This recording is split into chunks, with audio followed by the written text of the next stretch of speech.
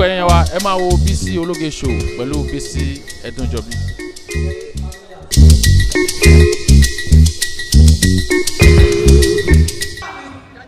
torí tó bá di láàárọ̀ la máa gbé sórí social media wọ́n máa rí ẹni lẹ́gbẹ́ òní sọ agbára nù tó bá ti di ní kọ́rọ̀sì yẹn máa fi kàrámọ̀ sí dáadáa òní sọ agbára nù lórúkọ Jésù sọ fún ẹni tó wà lẹ́gbẹ̀ẹ́ pé mi ní sọ agbára nù jẹ́ kí n gbọ́ ní nọ́mbà rẹ̀ ó sọ pé bàbá máma jẹ́ sọ agbára nù sọ bẹ́ẹ̀ yé àwọn tó fẹ́ sọ agbára nù pọ̀ bí wọ́n yẹ ṣé wọ́n bẹ́ẹ̀ ẹ̀yin tó wà lókè bàbá máma jẹ́ sọ agbára nù kí ọkọ̀ rẹ kó má ṣe ṣì lọ láyé mi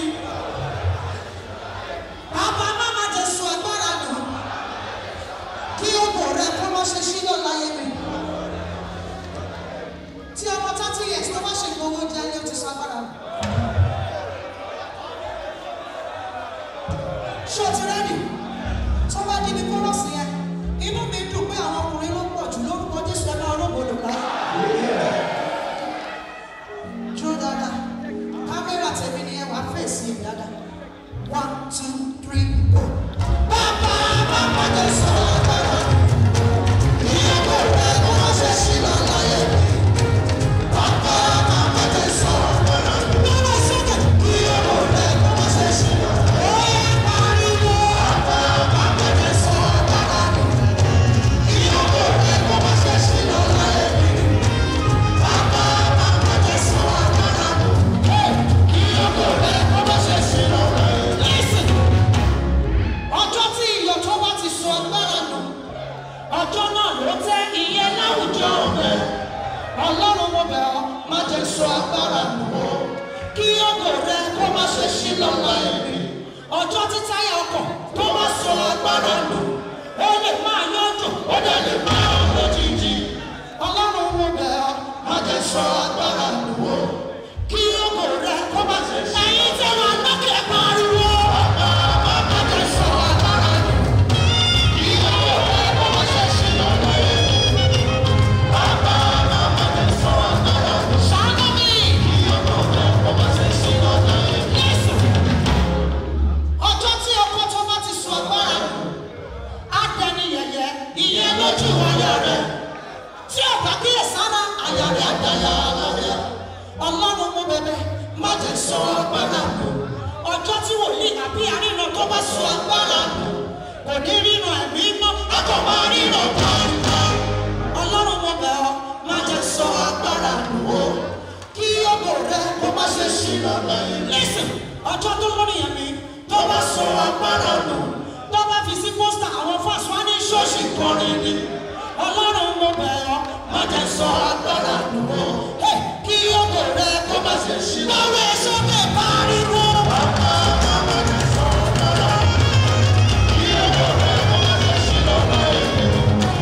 Bàbá bàbá jẹ́ sọ agbára ṣàánú mi o. Kí ògo rẹ kó má ṣe ṣí lọ láyé. Ẹ̀mí àṣìṣe ló gbàgbára lọ́wọ́ fásitì.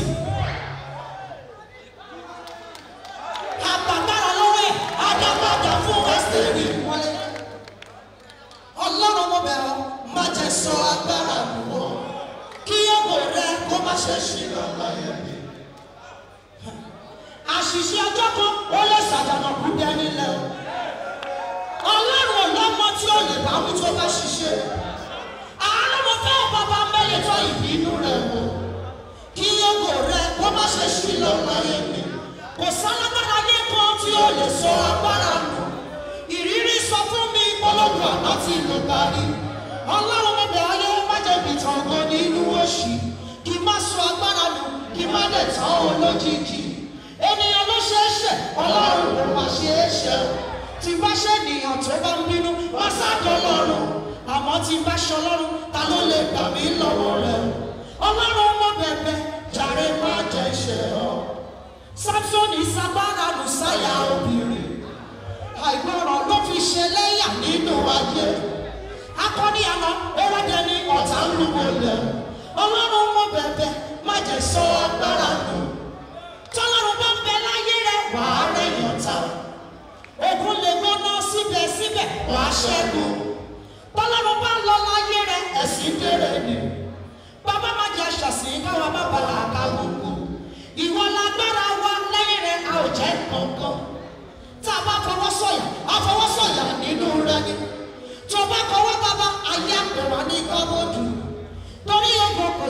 ẹni tó bá kọ sílẹ̀ ìwọ tó ní sagbára nu jẹ́ kí n lọ́wọ́ ẹ lókè dáadáa. Bọ́wọ́ ẹ sókè ẹ̀ẹ̀mejì ló máa pariwo nìyẹn. Wàá ní kí ògo rẹ kó má ṣe sí lọ́la yìí. Tẹni tó wà lẹ́gbẹ̀ẹ́ bá ti pariwo jù ẹ lọ kò sí ẹ lọ́wọ́ nìyẹn. Ṣé o ti rẹ́dì? Ọwọ́ tó gbé sókè yẹn lórúkọ Jésù ò ní fi gbọ́mọ̀ sí láíláí. Bọ́wọ́ ẹ sókè rẹ̀ ó yẹ bàbá máma jẹ sọ̀rọ̀ padà. Ìyàwó rẹ̀ kó má ṣe sí lọ́la yìí. Bàbá máma jẹ sọ̀rọ̀ padà.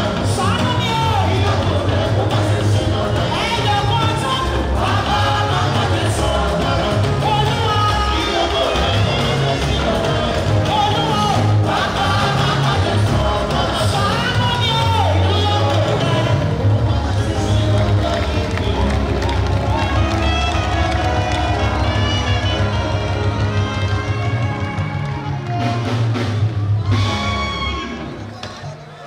Energy yẹn wà níbẹ̀, strength ó wà níbẹ̀, ẹ sọ pé ó pọ̀, ẹni wà ó.